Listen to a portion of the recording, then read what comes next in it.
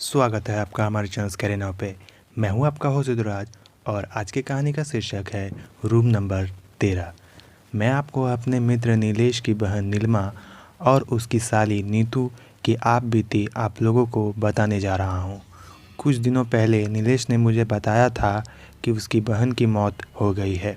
ये सुनकर मैं बहुत ही दुखी हो गया और मैंने उससे उसकी मौत के कारण पूछा तो उसने मुझे बताया कुछ दिनों पहले नीलेश उसकी बहन नीलिमा और साली नीतू के साथ कहीं घूमने गया था।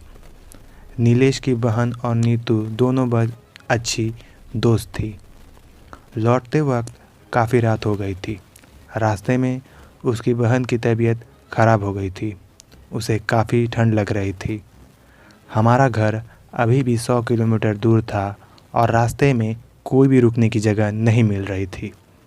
थोड़ी देर बाद हमें एक होटल दिखाई दिया तो नीतू ने होटल में रुककर उसकी बहन को आराम करने की सलाह दी।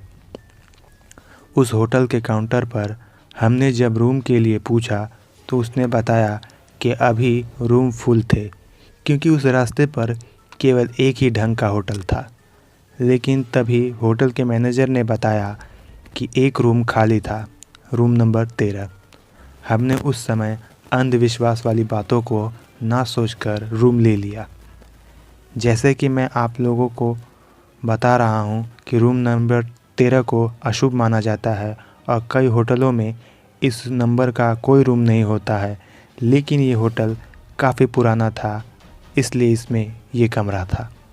जैसे ही वो तीनों उस रूम में गए तो उन्हें कुछ नेगेटिव एनर्जी महसूस हुई। उस रूम की कंडीशन तो ठीक थी लेकिन ऐसा लग रहा था जैसे बरसों से यहाँ कोई रहने नहीं आया हो।